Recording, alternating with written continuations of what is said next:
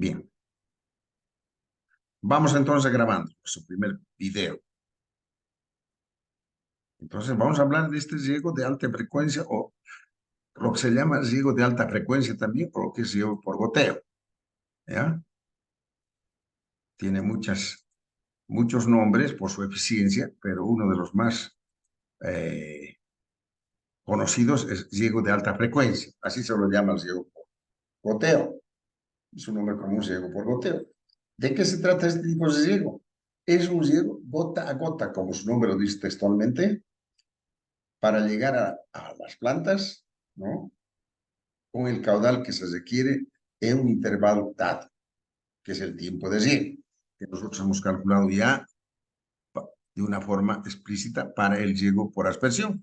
Ahora vamos a hacer para el riego por goteo. Ustedes saben que las plantas tienen un ciclo, entonces se necesita regar cada cierto tiempo, un cierto intervalo de horas y repetirlo cada cierta frecuencia. Entonces ahí está el tiempo de riego y el cada vez es la frecuencia. ¿No ve?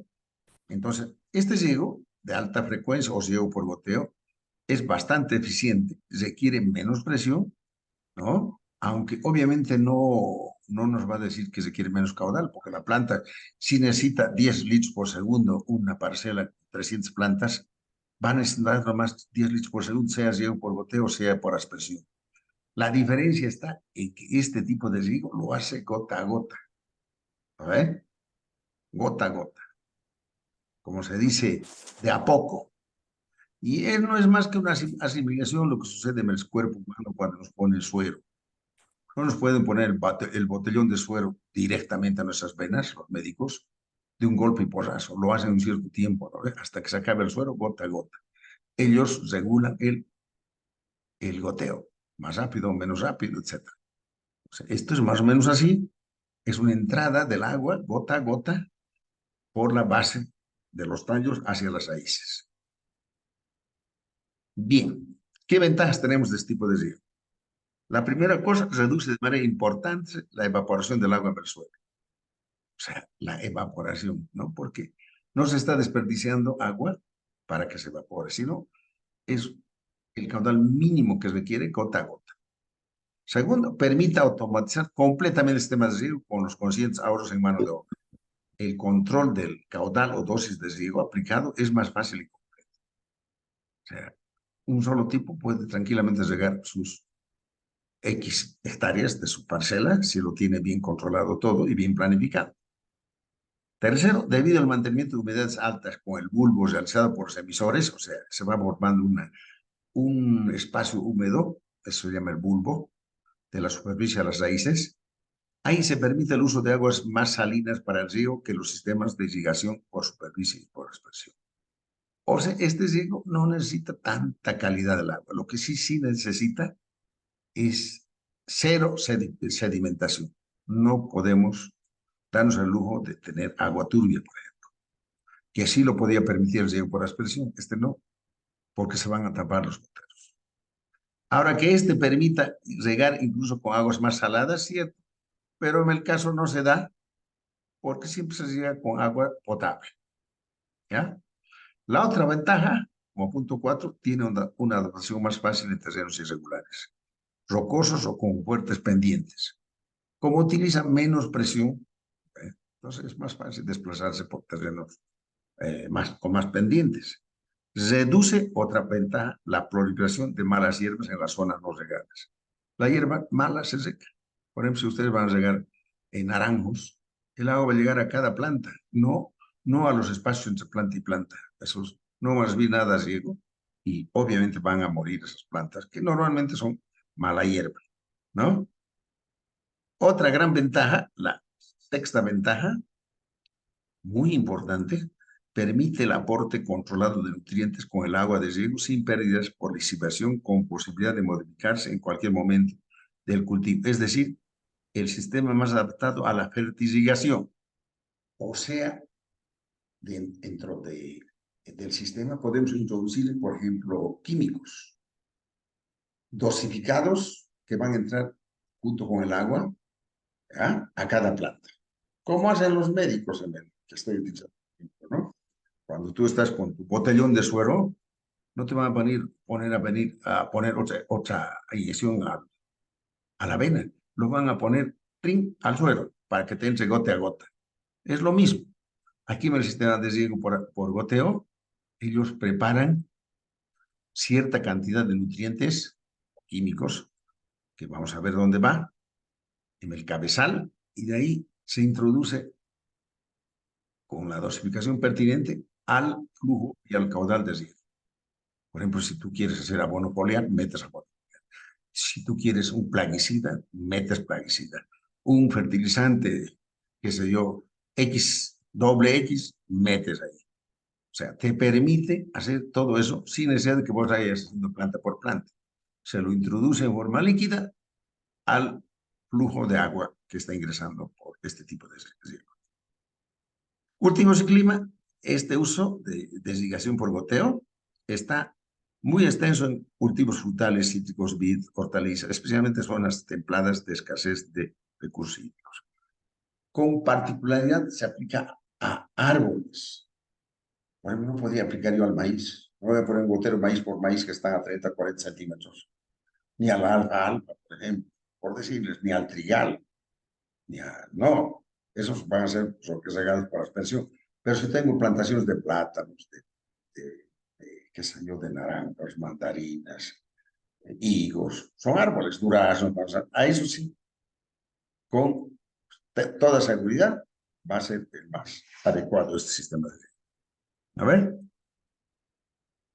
bien, ahora sí, lo que hemos hecho, el diseño del sistema de riego por aspersión, es lo mismo aquí, en cuanto a la ubicación de la bomba, etcétera, etcétera. Lo que puede un poquito variar es la orientación de los laterales donde están los goteros o los portagoteros. ¿Ve?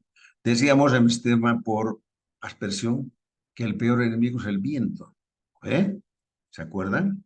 Entonces había que evitar vientos y ver que estos sean perpendiculares a las direcciones de vientos. Aquí no hay ese problema, porque el goteo básicamente le interesa un pito el viento, porque está en la parte baja de los árboles, ¿no? ¿Ya? Entonces, lo más usual es hacerlo con bombas. Ahora, la filtración que vamos a efectuar al agua, ¿ya? Irá relacionado con la calidad del agua y el tamaño de la boquilla del aspersor. O sea, vamos a filtrar siempre para que el agua llegue clara y potable a cada gotero. En un sistema de abonado, como ya hemos dicho, que va a estar incluido allá, cada vez que queramos meter algo, vamos a meterlo por el tubo de Venturi al sistema a través del caudal. Obviamente la red de tuberías es la que ustedes ya conocen, los laterales son los portaemisores, en este caso portagoteros, ¿no? Ahí están viendo ustedes, fíjense, una parcela, a ver, con laterales y la tubería secundaria dentro de la parcela. Esta es la tubería secundaria. Aquí ustedes están viendo la bomba, está instalada aquí, a ver, y aquí va a venir su cabezal que aquí no está detallado, y estos son los portalaterales, a ver, los que están saliendo. Fíjense, el gotero más desventajoso va a ser aquel en la parcela que tenga menor presión y más pérdidas de carga. Si nosotros llegamos ahí con la presión requerida que requiere este gotero, habremos hecho un buen diseño. O sea, tenemos que llevar la presión necesaria para que funcione este gotero, que va a ser una presión mayor o igual a la presión de operación mínima que nos da el fabricante. ¿Ya? Entonces, en grandes rasgos, nosotros tenemos este esquema para el riego por goteo. Viene el cabezal, la red primaria, la secundaria y la red terciaria o portalaterales. Por ejemplo, aquí tenemos una parcela de 90 metros por 126 metros. Y aquí vemos que la separación entre goteros está cada 3 metros. Dependerá mucho de la distancia entre árboles. Nosotros los goteros vamos a poner donde hay árboles, no vamos a poner al medio, ¿no? ¿Ya? Ahí tenemos ya un poquito más grande un ejemplo, donde estamos viendo el cabezal, la tubería primaria, la red primaria, la secundaria ya está básicamente bordeando la red, parcela, los portalaterales, ¿eh? Que se tienen que acomodar a la forma de la parcela. Ojalá fuesen todas rectangulares o cuadradas. Hay parcelas muy irregulares, entonces hay que saber diseñar ya el sistema. Este es lo más aconsejable. Nosotros vamos a hallar, ¿se acuerdan que hemos hallado ya en el riego por aspersión la unidad de riego o el bloque de riego que vamos a hacer diariamente? ¿Cuánto podemos regar? ¿Qué superficie? Aquí es igual. ¿Ve?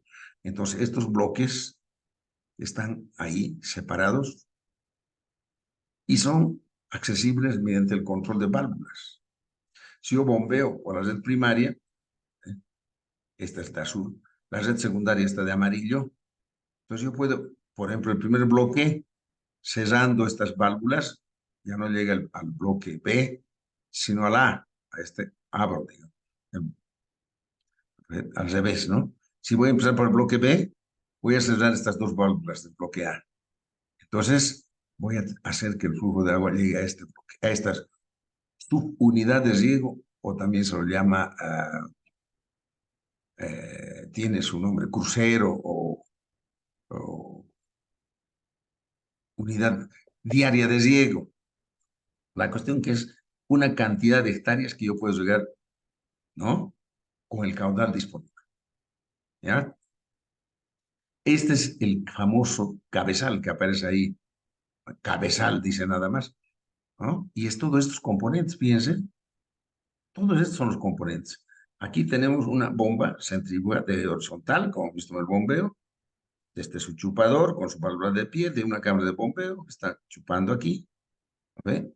Aquí no hay novedad, la bomba funciona. Esta es su impulsión, este es su succión. Y estos componentes son ya parte del sistema de riego. A ver, fíjense aquí hay una válvula compuerta, hay un manómetro y este es el famoso tubo de Venturi o injector Venturi. Y aquí se prepara, ¿no?, los fertilizantes que yo quiero ingresar al riego.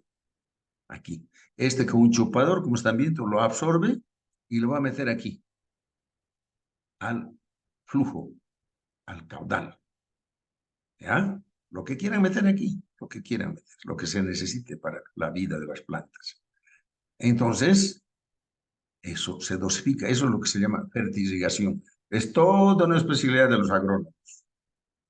Y aquí conviene que nosotros tomemos atención porque aquí va a venir la unidad de filtración.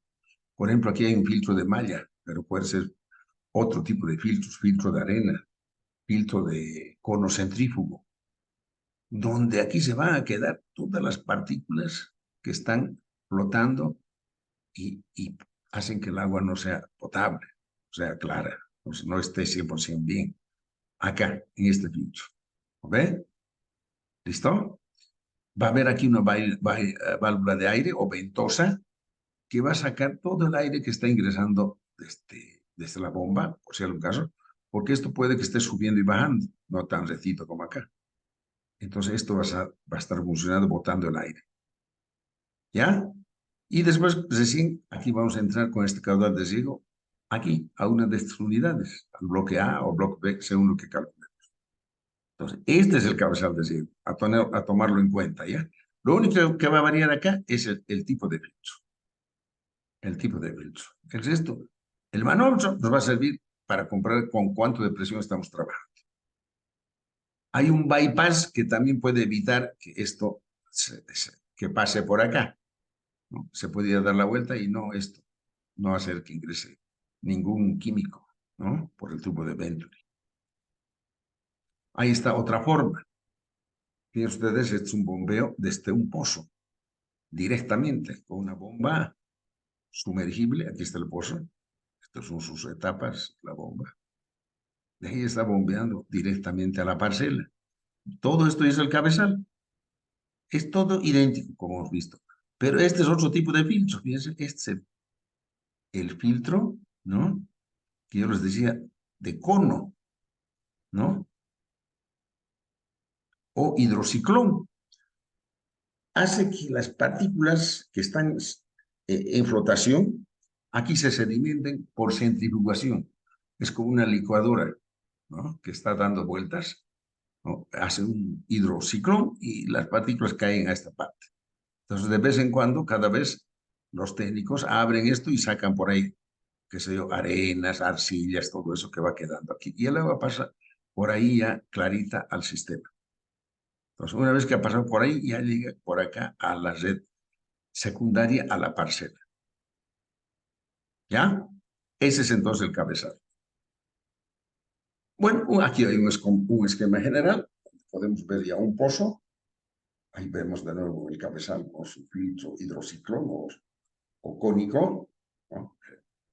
Ya, el separador de arenas o de arcillas, ahí. Y ahí vemos nosotros claramente cómo está llegando, ¿ve? Desde la fuente de agua, que es el pozo, a la red de riego. Claro, este es un ejemplo que puede variar por la forma de la parcela, ¿no ve? ¿Se dan cuenta, no ve? Miren aquí, además, hay otro aparato. Miren aquí, dice sand filter, filtro de arena, ¿no ve? O sea, no hay, eh, no, o sea, no solamente se están apoyando en este tipo de filtros, sino hay otro filtro también. Y de ahí recién está llegando a la parcela. Mira, aquí hay tres filtros, quiere decir que esto está bastante turbio. Este separador de arena, el hidrociclón, este filtro de arena, ¿ve?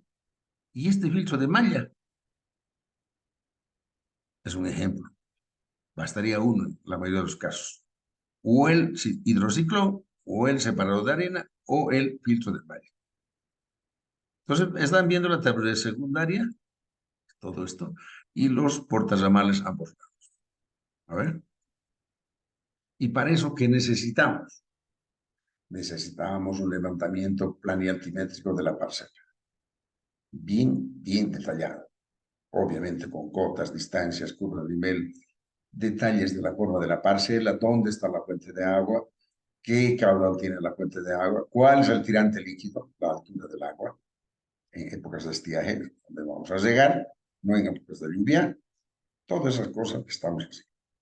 O sea, un plano topográfico, hecho y derecho, como el que están viendo allá. ¿Ven? ¿Ya? Entonces nosotros tenemos que ubicar dónde va a estar la bomba, de dónde vamos a traer el agua, dónde está la fuente de agua, si vamos a hacer un tanque cisterna abajo o vamos a hacer una cámara de bombeo. Y ahí vamos a planificar dentro de esta parcela, según nos dé el caudal, cuánto de área podemos regar, ¿no? Cada vez, ¿no? 3 horas por día, digamos, o 4 horas, 5 horas, no sé. O regar en la mañana, o regar en la tarde un bloque. Este bloque que están viendo puede que se subdivida en 3, o en 4, o en 2. Dependerá de la cantidad de agua que dispongamos. ¿A ver? Aquí están bien eso, los bloques. Varios, ¿no ve? Miren, ya ve. Varios bloques aquí. Y esta es la tubería secundaria que está llegando a todo esto, a esta parcela de 300, pero esta longitud es larga, ¿no? Aquí no está especificando, pero cada bloquecito, miren, aquí tengo 1, 2, 3, 4, 5, 6, 7. ¿Cómo calculo la cantidad de hectáreas que voy a regar diariamente? Acuérdense, ya hemos hecho conmigo dos posibilidades. Uno, cuando se disponía de agua sin restricciones. A ver, hemos hecho antes de necesidades básicas del riego. Y dos, cuando disponíamos de una cierta cantidad limitada de agua. Con esa cantidad de agua, ¿qué cantidad de área o qué cantidad de hectáreas podíamos regar diariamente? Ya hemos hecho eso. Repásenlo. Bien. Y este es el esquema clásico que a mí en particular me gusta muchísimo. Puede variar en cuanto a formas, pero este es el sentido. Piensa bien, por aquí estoy llegando del bombeo o de una red, como hemos hecho en la red de riego, ¿no ve? Esta es la tubería primaria. Puede que yo esté bombeando a toda la red donde hay varias parcelas, pero yo estoy en una parcela haciendo el riego. ¿A ver? Ahora, puede que también venga de esto desde un tanque por gravedad. La cuestión que yo tengo que tener a la entrada de mi parcela un caudal y una presión. Por ejemplo, aquí me dicen 11,23 kilogramos centímetros cuadrados o un equivalente a 11,23 bares. ¿Qué caudal está llegando a este punto A de entrada a la parcela? 420 litros por segundo. Entonces la pregunta es, seguramente es el caudal que necesita todo esto para regarse, ¿no? Entonces aquí yo estoy viendo que hay un bloque aquí, otro bloque aquí, otro bloque. La pregunta es, ¿cómo se ha obtenido 3 bloques? No 2, no 1 o 4. Y eso obviamente ya estamos aprendiendo a responderlo y ya hemos hecho por expresión y ahora lo vamos a repetir. Y este es el diseño geométrico. Miren, para la entrada a cada bloque hay una válvula con puerta que va a controlar la entrada. Y entre bloque y bloque hay otra válvula con puerta. Es decir, por ejemplo, si yo quiero regar este bloque de acá, este de acá, ¿no? Este que estoy señalando, ¿eh? Con el cursor, tendré que cerrar todos estos bloques, ¿no? Todas estas llaves, válvulas. Y estas otras de paso van a estar abiertas. Cuando quieras llegar este otro de acá, cerraré esta última y esta válvula, ¿no? ¿Ya? Entonces voy a regar esta. Esta también estará cerrada. Y así. ¿Por qué? Porque seguramente yo no voy a tener suficiente caudal para regar todo. A eso se refiere. Ahora fíjense, ahí están los laterales con los goteros. Estos goteros dependen de las plantas, exclusivamente. Si hay 20 plantas separadas cada 8 metros, lo único que tengo que hacer yo, decir cuántos goteros van a ir por planta. No puedo hacer más. Puede que cada planta necesite 2 goteros de 10 litros por hora, digamos, o de 5 por hora, ¿no? No voy a trasladar a las plantas yo de un lugar a otro, no. Voy a poner goteros por planta. Entonces, la separación entre plantas determina la separación entre goteros. Y eso es lo hace la agronomía. No es lo mismo la separación entre 2 paltos que entre 2 mandarinas.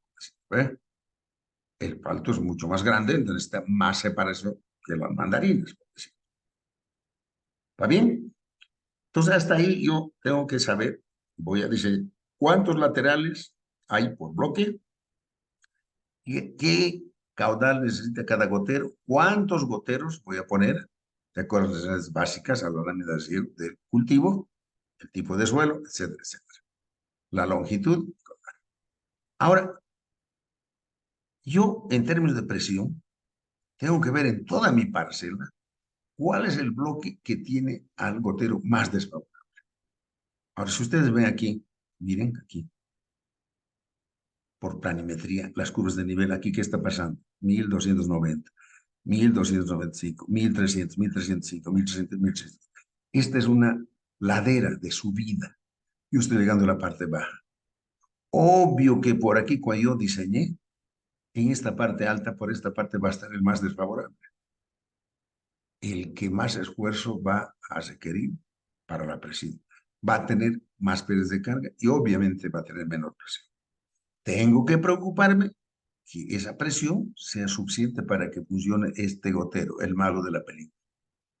O sea, la presión de operación que va a tener el gotero debe ser cubierta con la presión que llega a la parcela. O sea, nuestra presión que llega a ese gotero más desfavorable que está aquí, C, tiene que ser mayor o igual a la presión de operación mínima de ese gotero. Si no, no va a funcionar. Y si eso se cumple con el gotero, el peor, para todos los demás estará bien. No hay necesidad que haga planta por planta, gotero por gotero, el cálculo de presión, aunque con software se puede hacer, pero no hay necesidad. Ya, entonces por eso aquí decimos, este A es el artefacto más desfavorable, en nuestro caso va a ser gotero más desfavorable. Cuando era aspersión, era el aspersor más desfavorable. Es la misma filosofía, solo varía la forma de hacerlo. ¿Ya? Para allá las pérdidas de carga y presión es lo mismo. Entonces yo necesito las cotas principales en los puntos que yo voy a necesitar calcular. Por ejemplo, aquí, en B, en C, en D, en A. ¿No ven? Todo eso yo necesito y yo puedo sacar todas las cotas que necesito de mi plan. ¿Ya? Esto es lo típico que ya les he dicho. Cada subunidad o unidad de riego o crucero, hay tantos nombres, ¿no? Va a tener más o menos estas características. Y otra gente que de aquí directamente los pone a la red de riego. Directamente, cada uno de sus laterales llega ahí con sus llavecitas, sus válvulas. Como hormigas, cada uno tendría su valvulita y ya no habrían estas dos entradas. No es tan eficiente eso, les cuento, porque es más trabajoso controlar válvula por válvula. Si una se nos arruina, ya vamos a tener problemas en todo el sistema, en esa unidad de riego. ¿Ya? Entonces, mejor aislarlo como estamos viendo aquí. Ahora, ¿qué clase de goteros vamos a tener? Vamos a empezar detallando estos tipos de goteros. ¿Cuáles son? ¿Qué características tiene? ¿Y cuándo se los puede utilizar? Presiones y caudales. Aquí están los goteros insertados y los pinchados, que son los más comunes. Los goteros insertados o goteros interlíneos se instalan intercalados en la tubería. Para ello se realiza el corte en la tubería por portaemisores y se procede a ensamblar el gotero quedando este unido de forma estanca a la tubería. Una de las ventajas es que puede ser reemplazado en caso de rotura. O sea, va como una garrapata prendida. Ahí está, mira, ahí está. ¿No? Aquí, a la tubería. No va en la parte baja, va en la parte superior. Ahí fíjense, aquí tiene una especie de agua, tan se acopla ahí, se lo sella y cuando llegue el agua, este empieza a emitir gotas que se van a chorrear por aquí. ¿Ya? Ese es el tipo de gotero. El gotero pinchado. Los goteros pinchados son goteros que se instalan en derivación sobre la línea. La inserción del gotero a través de la pared de la tubería, portaemisores. Comúnmente se los denomina goteros de botón. Es una variación de esta, nada más. ¿Ya? En realidad casi son lo mismo. Miren, estos, ¿no? Este de aquí tenía una punta. Este no. Fíjense, aquí es un huequito que va a entrar la tubería portaemisora. ¿Ya? ¿Listo? Bien. Ahora, dentro de estos goteros pinchados, que son mucho más utilizados, va a haber varias clases. Están los goteros regulables. Tienen la capacidad de regulación del caudal que se aporta. O sea, con mover esta especie de tuerquitas, esto, yo gradúo la cantidad de gotas en un determinado tiempo para saber el caudal que voy a aportar en el residuo. Esos son los regulables. Los goteros desmontables pueden desmontarse sin necesidad de extraer la parte del gotero que está pinchado en la tubería. Es cuando los médicos nos ponen un suero y dejan ¿qué se llama? Una cosita ahí, para no pincharte cada vez. Ahí nomás traen la aguja, chin, chin, te meten. Gránula, creo que se llama. Es lo mismo aquí.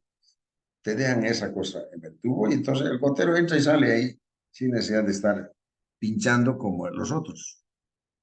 Estos son los más eficientes, los goteros autocompensantes.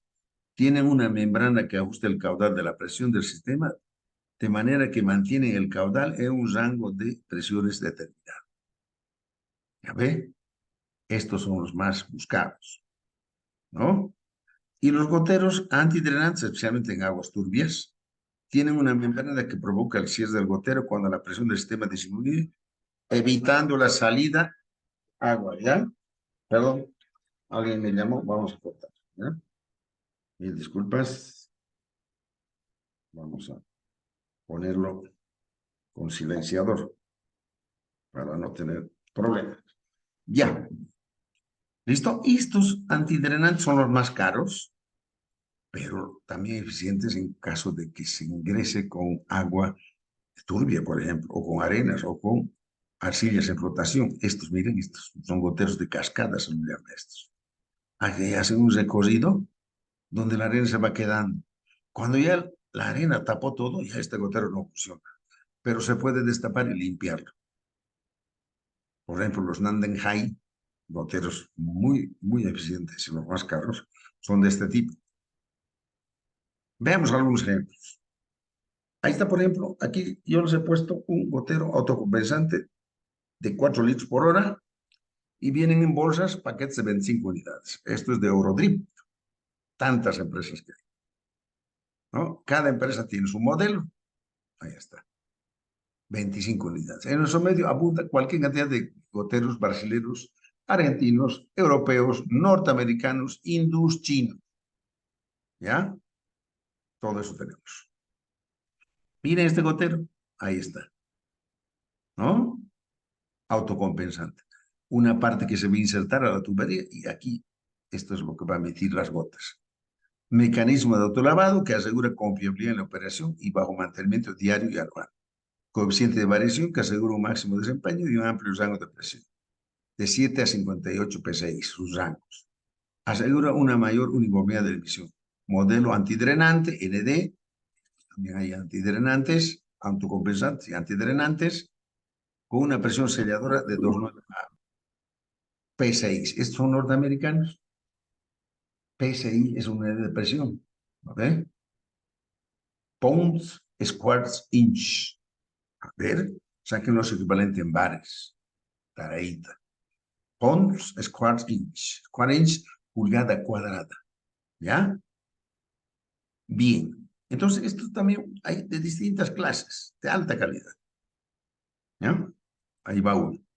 Estos son los más, como le dicen, los más eficientes porque fuera de ser autocompensantes y todas esas cosas, son antidrenantes de muy alta eficiencia.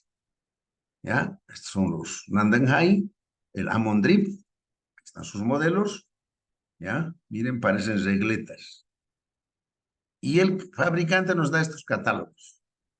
El diámetro nominal del gotero en milímetros, espesor de su pared, ¿no ven? El diámetro externo, el diámetro interno, rango de presión de trabajo, miren, en bares. Ahí está. Esa es la presión que necesitamos cumplir nosotros para que funcione el gotero. Hasta ese gotero tenemos que llegar a este rango. Para este necesito esto, para este necesito así. ¿No? Tipo de conector, conexión dentada. O sea, básicamente para que esto esté metido en la tubería, hay una tubería como con dientes, como de la flecha de los apaches. Entra, pero ya no sale. ¿Ya? ¿Está bien? Bien. Eso para mostrarles los más comunes de los goteros. ¿Ya? Bien, aquí yo les he repetido en la primera clase de la materia, cuando hemos hablado de diámetros nominales, de tuberías para riego, para agua potable, etcétera, etcétera, que cuando hablábamos para riego, ya normalmente ya no hablábamos de las tuberías secundarias, especialmente de portaemisores, de diámetros en pulgadas, sino diámetros en milímetros. Y no hay una equivalencia exacta.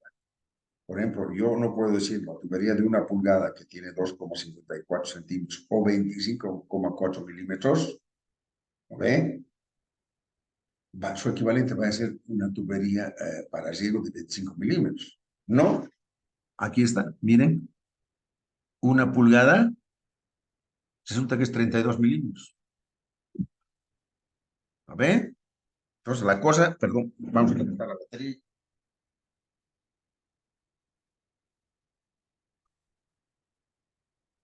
La cosa es diferente, ¿no? Ya tenemos que pensar que ya aquí esto de que hay una equivalencia exacta en centímetros o milímetros a pulgadas, no es así. No es así. Y eso nos está mostrando por qué, por los anchos de paredes.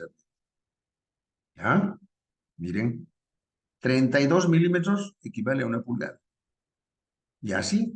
Y la que era una pulgada, que 32, y la que es 3/4, esa equivale a 25 milímetros, como si fuese de una pulgada. Entonces vamos a manejar estas tuberías, estos diámetros, en milímetros. También lo es para esto, para riego por aspersión. Ya nos olvidamos de las pulgadas, salvo en la red primaria. También en la red primaria podemos reemplazar las tuberías de PVC de piso galvanizado por las PE de alta densidad, que vienen por rollos. Y ya no es en pulgadas, va a ser en milímetros. ¿Ya? Y como ejemplos aquí tenemos, por ejemplo, mire, esta tubería de polietileno de baja densidad, que normalmente es para portaemisores. Aquí está su diámetro y miren su presión, 4 atmósferas. Ah, una atmósfera, ¿cuántos bares equivale? A ver, ¿quién sabe? ¿Quién me dice? Diámetro nominal en milímetros. Ah, ya ve, es el que nos interesa. El diámetro interior, espesor de la pared, ¿y cuántos metros viene por bobina? En rollos, 100 metros, 100 metros, 100 metros, todo, 100 metros. Se acabó la tubería de 4 metros y de 6 metros donde había que poner cupla cada terminación de tubería. No, aquí ya no. Son rollos. ¿Ven? Entonces, a eso tenemos que referirnos, ¿ya? Y estas de baja densidad, ya hemos explicado, estoy de nuevo repitiendo en la primera clase, son para los portagoteros. Y eso no puede ser para partes de la red donde haya mayor presión. Aquí estoy hablando de eso. Tuberías de polietileno de baja densidad, esas son para los portaemisoras. Tuberías de polietileno de media densidad, estos son modelos europeos, ¿ya? Y tuberías de alta densidad, estas van a ser para mi red primaria y secundaria, de acuerdo a la presión que yo requiera.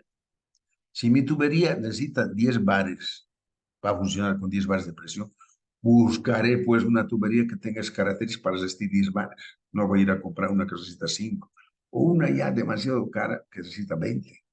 ¿Ven? Pues cada oveja con su pareja. ¿Ya? Repasen el primer capítulo que hemos visto. Entonces, normalmente las tuberías, o diremos las para ciego, estos rollos de polietileno de alta densidad o de baja densidad, según ustedes vayan a utilizar, vienen así, como ruedas. ¿No ven? ¿Ok? Entonces, el mismo fabricante que vende los goteros, también vende aspersores y también vende estas tuberías. O sea, siempre en sus catálogos, como aquí, va a haber estas características, donde tengo que tener el diámetro nominal y la presión que va a soportar cada gotero. ¿Ven?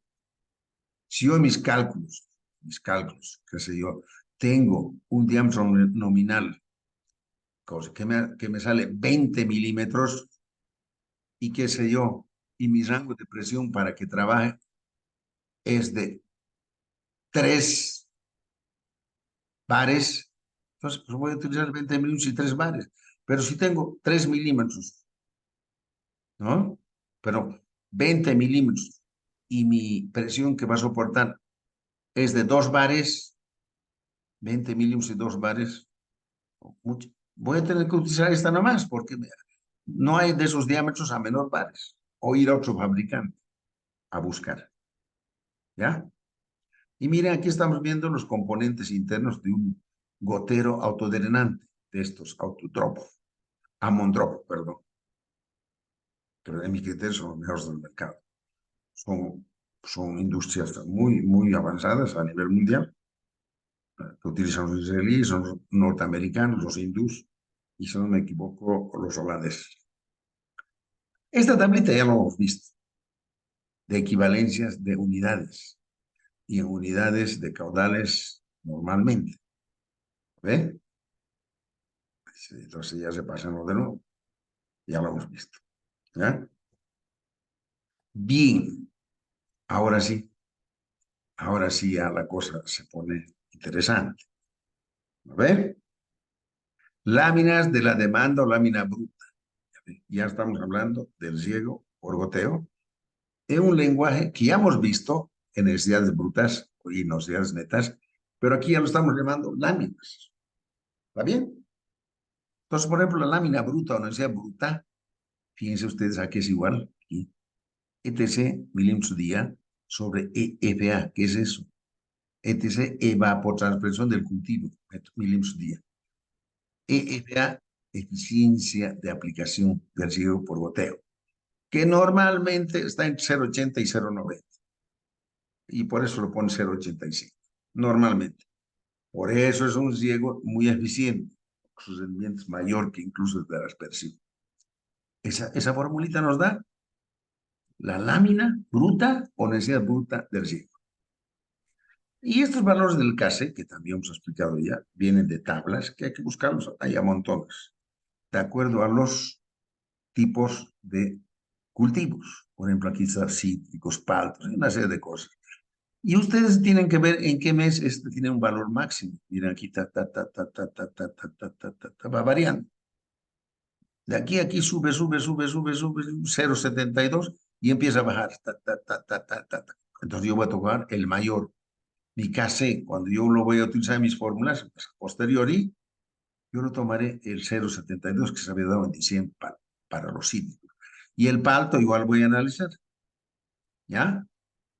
Entonces, eso va a entrar ya en nuestras fuentes. Valores de KR en función del porcentaje de sombreamiento. O sea, puede que tengas un monte tupido donde no veas nada debajo de las plantas. O puede entre filas y filas de plantas hay un espacio donde incluso puedes sembrar algo. Ese es el sombreamiento, el porcentaje. ¿Ya? ¿Está bien? Vamos adelante.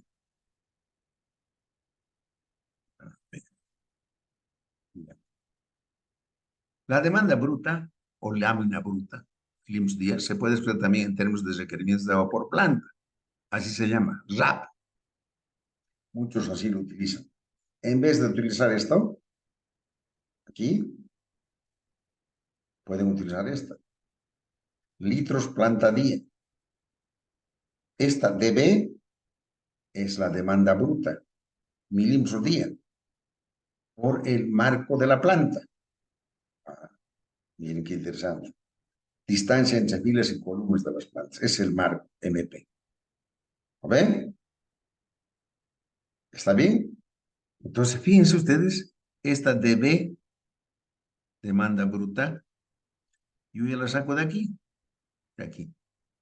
Y ya puedo utilizar esta metodología para el requerimiento de agua por planta en función de la lámina o la bruta o necesidad bruta en milímetros día por el marco de la planta. ¿Ya? ¿Está bien? Y esto si van viendo, y es un caudal, litros planta día. Si tienes 100 plantas, multiplicas por 100 y ya tienes litros día. A ver, ese es tu caudal. Eso es la gran ventaja. Ahora mire, de eso, de así de una cosa tan simple, ya vamos a ir separando dos tipos de riego. El de alta frecuencia, riegos diarios, y el de baja frecuencia, riegos distanciados por días u horas. ¿Cómo es eso? Ambos factores dependen de la capacidad de retención del agua, humedad en el tipo de suelo y capacidad de aireación, más o menos aire. Por ello, el riego localizado por goteos tiene estas situaciones. Riego de alta frecuencia por goteo y riego de baja frecuencia por goteo.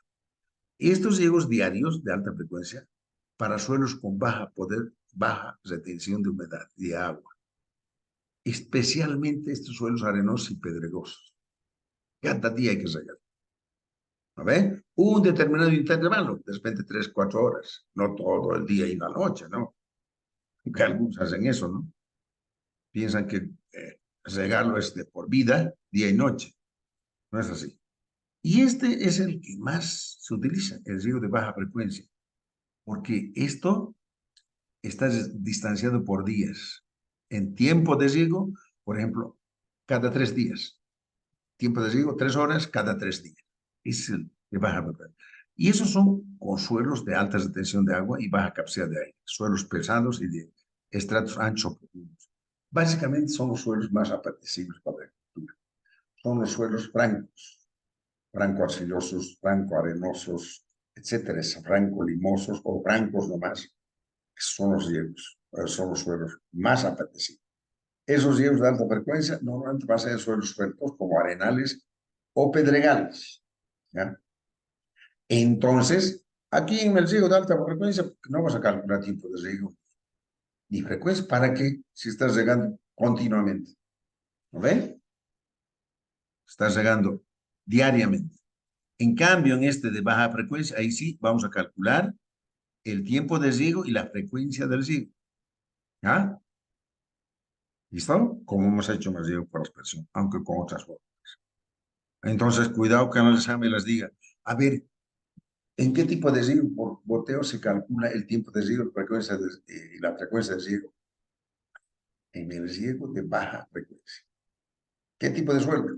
Suelos de agricultura más conocidos, francos, franco-arenosos, limosos, franco-arcillosos, etcétera, etcétera. ¿Ya? Que quede claro. Bien, entonces a partir de ahora ya estoy hablando de baja frecuencia demasiado. No me meto ya a los otros. Bien, ya se habíamos pasado de nuestro tiempo de grabación, ¿no? Vamos a detener.